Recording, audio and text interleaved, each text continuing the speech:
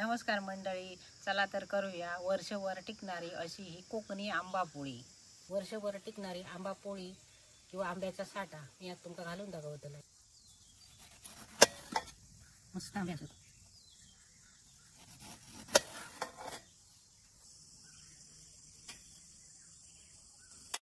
बघा, माका इतक्या कापून टब्बर आंब्याचे मस्तपैकी फोडी मिळाली। साठा घालण्यासाठी मी आंबो बारीक करून घेतलंय। त्याच्यानंतर तुमका साहित्य सांगतोय। तर ही वेलची घेतलं, या इतक्या आंब्याक मी ही इतकी वेलची घेतलं। या असा म्हशीचा तुपाक सुगंध चांगला वाटतं ताटाक लावण्यासाठी। आणि त्याच्यानंतर चवीप्रमाणे साखर, आपणाक जितकी चव होई गोड होया तितकी साखर घ्यायची। तर ही मी साखर घेतलंय, वेलची मी बारीक करून घेतोय।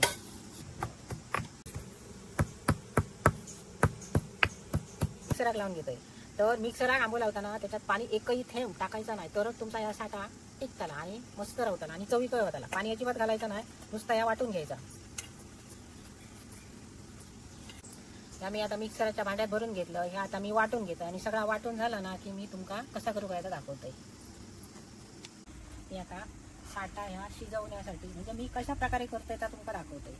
तर ही मोठी कढई घेतलं आणि मी घर आता या कढईत घालतले। त्याच्यासाठी थोडासा 1 चमचा मी तूप टाकतोय।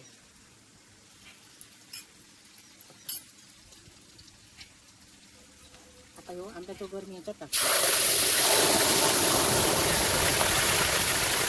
टिकवचे असले ना तर असं काहीतरी करूया आणि आपण घरात साठवून ठेवूया।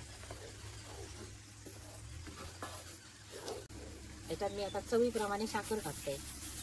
ही साखर बरी अशी विरघळा होईल। आपण जितक्या गोड होया ना तशी आपण साखर टाकायची आणि साखर पूर्ण आता विरघळा होईल। म्हणजे आम्ही कोकणात साठा म्हणतो, आंबा पोळी म्हणतो। तर मी आता उतरून घेतोय आणि उतरून ह्याच्यात मी वेलची पावडर टाकतोय। सुगंध बरोबर येण्यासाठी आता वेलची टाकायची, आधी टाकायची नाही वेलची। म्हणजे त्याचा वास सुगंध जो असता ना तो असो टिकाण राहता आणि आधी टाकली ना आधी त्याचा शिजन वास कमी होता। हाताना जरा व्यवस्थित लावायचा, हातान बारा तूप लावायचा। तुपान सुगंध बरोबर येतात तेलापेक्षा। बघा, मी ताटात तूप लावून घेतलंय आणि हा साठा मी याच्यात ओततोय। जास्त जाड घालायचं नाही।